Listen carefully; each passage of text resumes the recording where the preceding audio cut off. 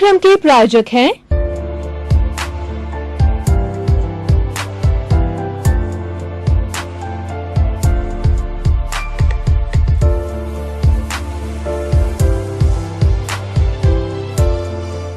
भाइयों और बहनों, दर्शकगण, श्रोतागण, चैनल 24 न्यूज प्लस के पुनरुत्थान कार्यक्रम में आपका हार्दिक स्वागत है, अभिनंदन है, सत्कार है और आप सभी अभिनंदनीय हैं। चैनल 24 न्यूज प्लस का जो पुनरुत्थान कार्यक्रम है, यह हमें अवनति से उन्नति की ओर ले जाता है। ये हमें पतन से उत्थान की ओर ले जाता है, ये पुनर्जागरण की ओर ले जाता है। और आज के इस युग के अंदर अपना पुनर्जागरण कौन नहीं करना चाहेगा। आज इस कॉम्पिटिटिव युग में, आज इस ग्लोबलाइजेशन के युग में, लिबरलाइजेशन के युग में, प्राइवेटाइजेशन के युग में हर व्यक्ति चाहता है कि मैं इंसान का सर्वश्रेष्ठ व्यक्तित्व बनूं, पर्सनालिटी डेवलपमेंट करना चाहता हूं। तो अगर आप पर्सनालिटी डेवलपमेंट करना चाहते हैं तो पुनरुत्थान कार्यक्रम को अवश्य देखें। आज हम एक ऐसा ही विषय लेकर के आए हैं कि उस विषय का शीर्षक है भारतीय दर्शनों में मोक्ष की अवधारणा। मोक्ष हमारा साध्य है, आखिर हमारे जीवन का अल्टीमेट गोल क्या है। जब हमने मनुष्य जीवन के अंदर जन्म लिया है तो हमें हमारा गोल डिसाइड करना होगा। हमें अपना जो है मुख्य लक्ष्य है, हमारा एम है, हमारा टारगेट है, वो डिसाइड करना होगा। टारगेट की जब बात आई तो मैं एक उदाहरण देना चाहता हूं कि जब द्रौपदी का स्वयंवर रचा गया, उस स्वयंवर के अंदर ये शर्त रखी गई कि जो मछली जो है ऊपर जो है टंगी हुई है और नीचे उसका बिंब जो है पानी के अंदर आ रहा है, तालाब बनाया हुआ टाइप बनाया हुआ है, उसके अंदर आ रहा था। जो कोई योद्धा वो इस पानी के प्रतिबिंब को देख करके और उस मछली की जो है वो आंख का छेदन करेगा, आंख का भेदन करेगा, उसके साथ द्रौपदी का विवाह होगा। बंधुओं, अब देखिए बहुत से योद्धा आए, सबने कोशिश की, लेकिन वो लक्ष्य को प्राप्त नहीं कर सके। लेकिन अर्जुन ने जो है वो सब बाण का, अर्जुन का जो बाण है वो बहुत ही प्रसिद्ध बाण है और अर्जुन बाण के विषय के अंदर जो है वो बहुत ही योद्धा माना जाता है। तो उसने तीरंदाजी का वो महान योद्धा गिना जाता है। तो उसने जो है उस पानी के अंदर उसने मछली की आंख को देखा और ऊपर तीर का निशान लगाया। उसके अनुसार जो उसने डायरेक्शन बना करके और एकाग्रता के साथ में दृढ़चित्त होकर के लक्ष्य बनाकर उसका मछली की आंख का भेदन किया और द्रौपदी का विवाह जो है वह अर्जुन के साथ हुआ। उसके बाद में एक घटना घटित होती है कि अर्जुन 5 पांडव, युधिष्ठिर, अर्जुन और अपने नकुल, सहदेव, भीष्म, ये पांचों भाई, इनके बीच में इतना प्रेम था कि आज हम भाईचारा की बात करें, भाइयों के बीच में प्रेम की बात करें तो पांडवों का प्रेम अनूठनीय है, बहुत अनूठा है, अनुकरणीय है। अगर पांडवों के जैसा प्रेम पूरे समाज के, परिवार के हर सदस्य जो आपस के अंदर वैसा प्रेम बांटें तो सारा दुनिया के अंदर भाईचारा का वातावरण। तो मैं बात कर रहा था उस साध्य की कि उन्होंने अपना लक्ष्य बनाया।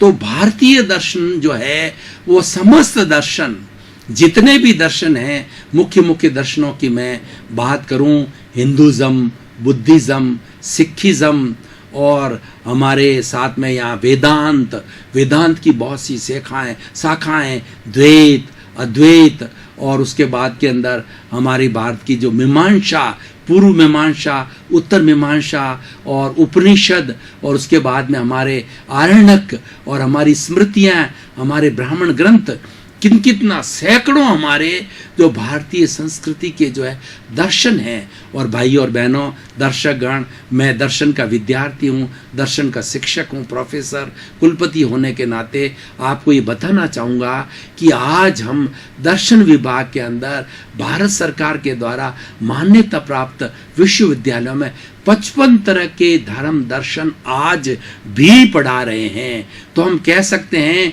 कि आज से हजारों साल पहले वेदों का समय, सबसे पुराने जो हमारे पास में लिखित में धार्मिक ग्रंथ है वो वेद है। इसलिए वेदों के बारे में कहा जाता है कि वेद ईश्वर कृत है। वेदों को किसी ने लिखा नहीं जाया, वो ईश्वर की वाणी है जिसको हमारे ऋषि मुनियों ने गुम्फित करके वेद किए। और उसके बाद वेदांत आया।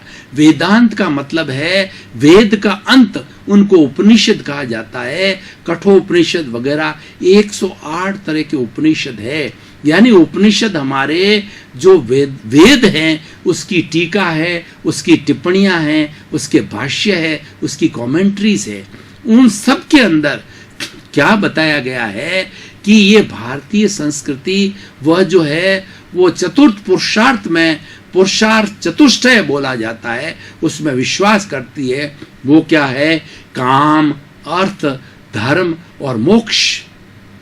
काम और अर्थ स्वभावतः हर प्राणी के अंदर होता है।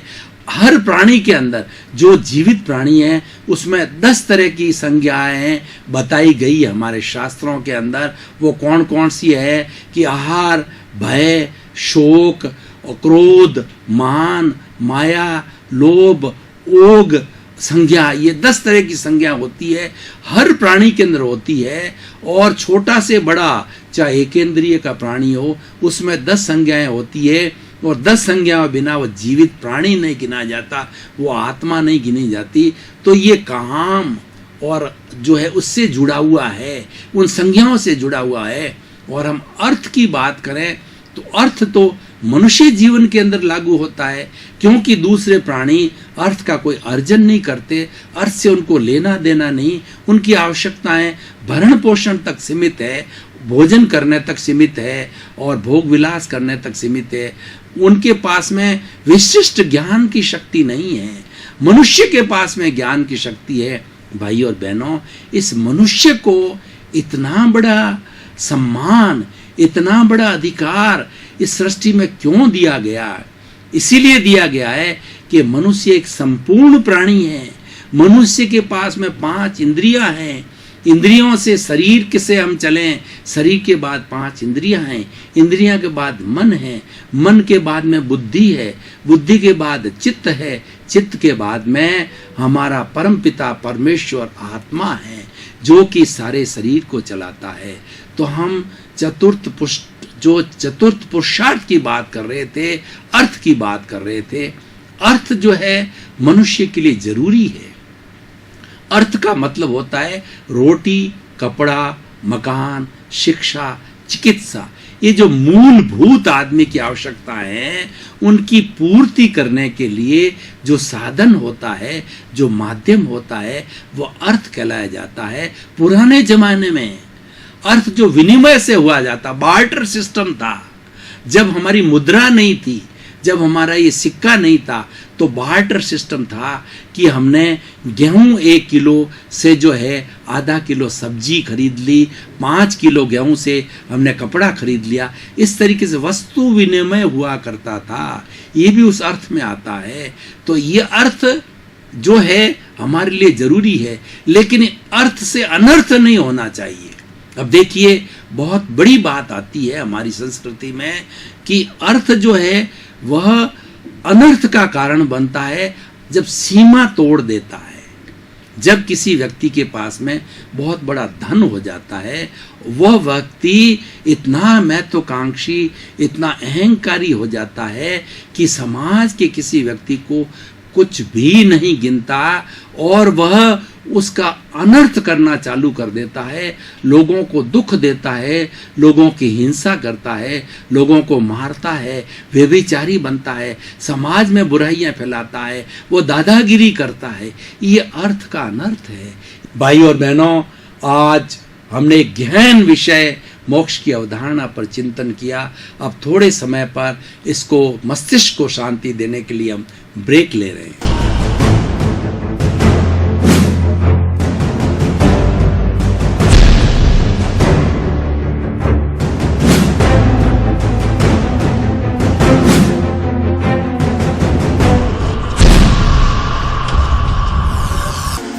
को फ्रेश करके एकदम ठंडा करके हमने पुनः जो इस चिंतन के ऊपर हम पुनः प्रारंभ कर रहे हैं इस मोक्ष की अवधारणा विषय पर यह हमारा पुनः चिंतन चालू हो रहा है। इसलिए भाइयों और बहनों, श्रोतागण, दर्शकगण, हमेशा भारतीय संस्कृति की इस सीख को याद रखें कि अर्थ का सदुपयोग जो है उस अर्थ की सार्थकता है, और अर्थ का जो दुरुपयोग है वो अनर्थ है, और अनर्थ जो है पतन का कारण है।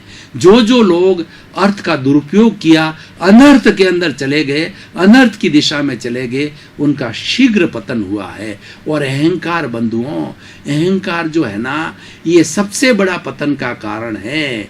तो और लोभ है सबसे बड़ा जो पतन का कारण है। इसलिए इन सब चीज़ों से, बुराइयों से दूर रहना चाहिए। तो चतुर्थ पुरुषार्थ की मैं बात कर रहा था कि काम और अर्थ ये सामान्य प्राणी के साथ में जुड़े हुए हैं, लेकिन अब हम जो है मोक्ष की अवधारणा की बात कर रहे हैं। तो धीरे धीरे इसी दिशा से, इसी पगडंडी से, इस राजपथ से हम आगे बढ़ेंगे कि तीसरा आता है हमारा धर्म। बंधुओं, भारतीय संस्कृति धर्म प्रधान संस्कृति है। भारतीय दर्शन धर्म प्रधान है। धर्म एक अमृत है, धर्म एक संजीवनी है, धर्म एक टॉनिक है। इसीलिए कहा गया है कि 100 बीमार एक अनार की कहावत बहुत हमारी भारतीय संस्कृति में, हमारे लोगों के बीच में चलती है। 100 बीमार लोगों को जो है एक अनार की औषधि ऐसी होती है कि सबको अनार का जूस पिलाया जाए तो सारे के सारे लोग जो है स्वस्थ हो जाते हैं। तो समाज का कल्याण करना है तो धर्म रूपी टॉनिक दो, क्योंकि धर्म कभी अनर्थ नहीं सिखाता, धर्म कभी हिंसा नहीं सिखाता, धर्म कभी अनैतिकता नहीं सिखाता, धर्म कभी अवगुण नहीं सिखाता। बंधुओं, धम्मो मंगल मुखी टंग, अहिंसा संयमो तवो। सबसे उत्कृष्ट मंगल जो इस सृष्टि में है, इस दुनिया में है, वो सब बड़ा धर्म है। बंधुओं, धर्म को आज काफी जो है वह बदनाम कर दिया गया है। मैं उस धर्म की बात नहीं कर रहा हूं जो संप्रदाय से जुड़े हुए हैं। मैं आपको एक उदाहरण के तौर पर बताना चाहता हूं भाइयों और बहनों, दर्शकगण, श्रोतागण। एक केला होता है, केला के ऊपर एक छिलका होता है, केला के अंदर गुदा होता है, वह फ्रूट कहलाता है। उसको हम खाते हैं, उससे हमारी पाचन शक्ति बढ़ती है और हमें कई तरह के लाभ होते हैं, लेकिन हम छिलके को नहीं खाते हैं। तो जितने आज जो संप्रदाय हैं वो छिलके मात्र हैं। उन सभी छिलकों के अंदर रहने वाला गुदा है वो धर्म है। धर्म को हम स्पिरिचुअलिटी कहें, अध्यात्म कहें। इसीलिए आज इस धर्म को बदनाम उस संप्रदाय के कारण किया गया है। छिलके अलग अलग हो सकते हैं, लेकिन गुदा सभी के अंदर एक सा होता है। तो हम संप्रदाय तीत होकर के उस धर्म की बात कर रहे हैं जो अध्यात्म से जुड़ा होता है। अध्यात्म का अर्थ होता है भीतर की ओर जाने वाला। आत्म ऐसा, अध्यात्म ऐसा तत्व है जो हमें भीतर ले जाता है, हमारा आत्म निरीक्षण करवाता है, हमारा सेल्फ रियलाइजेशन कराता है, हमारा इंट्रोस्पेक्शन कराता है। और जब हम सेल्फ रियलाइजेशन कर लेते हैं तो वो हमारा अंतिम साध्य, जिसकी हम आज बात मोक्ष की कर रहे हैं, उस मोक्ष की प्राप्ति हम कर लेते हैं, वो हमारा साध्य है। वो आज हमारा टॉपिक है कि मोक्ष की क्या अवधारणा है। वो हम धर्म का प्रतिपादन करने के बाद के अंदर हम आगे चलेंगे। मोक्ष की अवधारणा ये होता है कि सृष्टि के अंदर मनुष्य जो 84 लाख जीवा योनियां, हर धर्म दर्शन जो आत्मा में विश्वास करता है, वह पुनर्जन्म में विश्वास करता है, वो पाप पुण्य में विश्वास करता है, वो कर्म में विश्वास करता है, और वह मोक्ष में विश्वास करता है। जहाँ आत्मा है वहाँ मोक्ष है। मोक्ष किसका होता है? मोक्ष आत्मा का होता है। आत्मा जब अपने आबद्ध साथ में, जो अभी बॉन्डेड हमारी आत्मा है, जो कर्मों से जुड़ी हुई होती है, कर्म उससे निवृत्त हो जाते हैं, दोनों अलग अलग हो जाते हैं। तो जो अनबॉन्डेड हमारी सोल है, वह प्योर सोल है, वह प्योर सोल मोक्ष की जाती है। भाइयों और बहनों, मैं एक उदाहरण के तौर पर आपको बताना चाहता हूँ। उदाहरण के अंदर ऐसी कला है, ऐसी सार्थकता है, उदाहरण के अंदर ऐसी ताकत है कि वह बड़े से बड़े गहन जो है चिंतन है, गहन विषय है, उसको बहुत सरल बना देता है। उस सरलता को प्राप्त करने के लिए बताना चाहता हूँ मैं कि हमारे भारतवर्ष के अंदर सोने की सबसे बड़ी फैक्ट्री है, कोलार गोल्ड फैक्ट्री कर्नाटक में है। आप वहाँ गए होंगे, मैं वहाँ जाके आया हूँ। तो वहाँ उस खान में से जो है हमारे सोने के कण हैं, वो मिट्टी के साथ में आते हैं। उस मिट्टी का रासायनिक क्रियाओं के द्वारा शोधन किया जाता है, उसको बर्निंग करके और केमिकल रिएक्शंस के माध्यम से जो है वो करके, जब उस को जो है वो सोने के कणों को, सोने के टुकड़ों को मिट्टी से अलग करते हैं और फिर उस सोने को तपाया जाता है। तपाने के बाद में 24 कैरेट का सोना निकलता है और मिट्टी अलग हो जाती है। ठीक उसी तरीके से हमारी जो वर्तमान की आत्मा जो बोल रहा हूँ मैं, ये बद्ध आत्मा है, ये बॉन्डेड सोल है, इसके ऊपर कर्म रूपी मिट्टी लगी हुई है। जब मैं कुछ जिस रासायनिक क्रियाओं के द्वारा ऐसी तप की क्रियाओं करके जो इस बॉन्डेड सोल को लिबरेटेड कर देता हूँ, शुद्ध कर देता हूँ, तो वह आत्मा मोक्ष में चली जाती है। फिर ये आत्मा 84 लाख जीवा योनि में भ्रमण नहीं करती है। उस आत्मा के गुण क्या है? शुद्ध आत्मा के अनंत ज्ञान, अनंत दर्शन, अनंत शक्ति, अनंत bliss, infinite knowledge, infinite belief, infinite energy and infinite bliss. मतलब वह ब्लिस कैसा है आत्मा के साथ में, मोक्ष की आत्मा के साथ में, कि उसके बाद में कोई दुख नहीं आता। बंधुओं, हम जो जीवन दे रहे हैं, जी रहे हैं, भाई और बहनों, श्रोतागण, दर्शकगण, हम जो जीवन दे रहे हैं, एक सुख के बाद के अंदर दूसरा दुख लगा हुआ है। हर संयोग के साथ में वियोग जुड़ा हुआ है। जिस दिन हमने जन्म लिया है, हम रिटर्न टिकट लेकर के आए, मृत्यु उसी दिन से प्रारंभ हो गई है। जितने जितने हमारे जीवन के जो है हमारे वर्ष निकलते हैं, वो वर्ष हमको मृत्यु की ओर निकलता है, ले जाता है।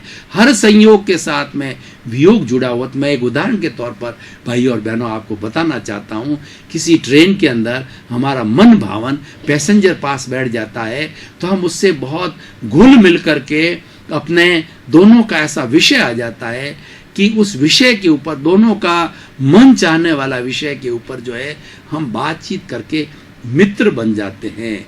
और जब इसको उसका स्टेशन आता है तो उतरता है, अपना स्टेशन आता है, हम उतरते हैं, तो हमको बड़ा एक वियोग सा लगता है कि ऐसा मन भावन व्यक्ति तो और साथ रहना चाहिए, और विषय को हम और अच्छी तरह समझते हैं, हम फ्रेंडशिप करते हैं, उसके फ़ोन नंबर लेते हैं बंधुओं। लेकिन हर संयोग के साथ वियोग जुड़ा होता है। अपने सामने एक व्यक्ति के सामने, दादा के सामने पोता चला जाता है, बेटा चला जाता है, और दादा वैसा का वैसा जिंदा रहता है।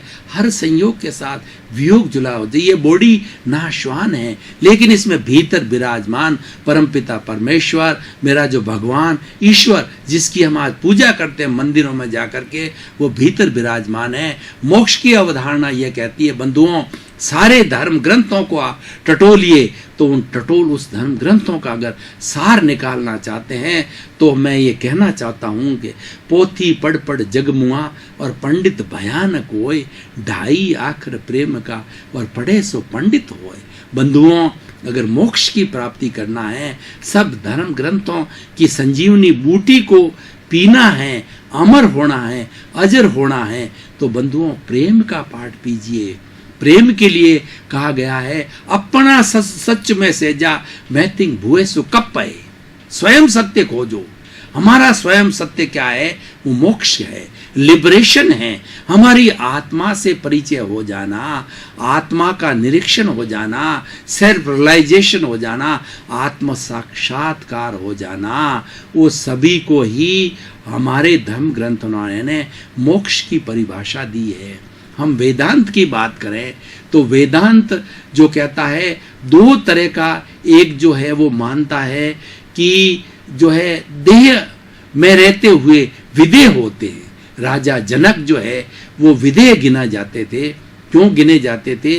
उनके अंदर ब्रह्म ज्ञान का स्पर्श हो गया था। वो अपने शरीर में रहते थे, लेकिन उनका तारतम्य जो है वह ईश्वर से था। जग माही ऐसो रहो जो अंबुज सरमाई, रहे नीर के आसरे पर जल छुअत नाई। Remain in the world as a lotus remains in the mud.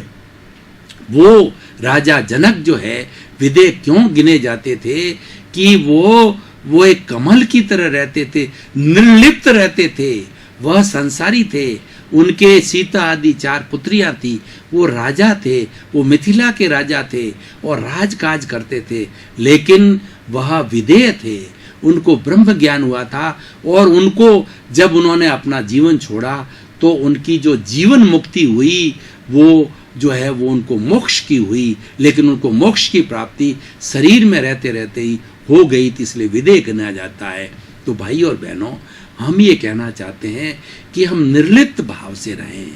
मोक्ष की अवधारणा ये बताती है कि अटैचमेंट, एक व्यक्ति अरबपति हो कोई चिंता नहीं है, लेकिन उस धन के प्रति अटैचमेंट कितना है, आपके परिवार के सदस्य हैं, आप ऐसा है कि दोष जो है ना विषय में नहीं है, दोष वासना में है। आपके सामने एक सुंदर युवती खड़ी है और एक जो व्यक्ति कामुक व्यक्ति है वह चिंतन करता है कितना सुंदर रूप है, कितना उसके मन के अंदर बुरे बुरे भाव आते हैं, लेकिन एक साधु है, एक साधक है, वो उस चमड़ी को कहता है मात्र पैकिंग मानता है, इसके भीतर जो है कितनी दुर्गंध भरी हुई है। यह एक हाड़ मांस का पुतला है बंधुओं। 2 व्यक्ति है, दोनों का चिंतन अलग अलग है और ये जो भाव है, ये चिंतन है, यही मोक्ष की ओर ले जाता है।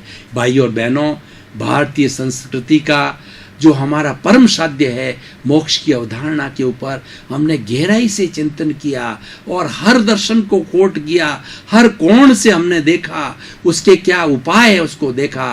बंधुओं, भाई और बहनों, आप बिना हिले डुले आप एक टक होकर के मेरी बात को सुन रहे हैं। मुझे भी बड़ा आनंद आ रहा है जब श्रोता और दर्शक के बीच के अंदर धाता, ध्येय और ध्यान एक हो जाते हैं। आप मेरे में विलीन हो जाते हो, मैं आप में विलीन हो जाता हूँ, तब दोनों को आनंद की प्राप्ति होती है। आपका बहुत बहुत धन्यवाद, आपको साधुवाद, आपके प्रति कृतज्ञता। आपका कल्याण हो, जगत का कल्याण हो, जगत के सभी जीवों को सुख मिले, सभी जीवों का मोक्ष हो, सभी जीवों को आनंद मिले, सभी लोगों को मुक्ति मिले। आप सभी के प्रति मंगल भावना, शुभकामना हो। प्रायोजक हैं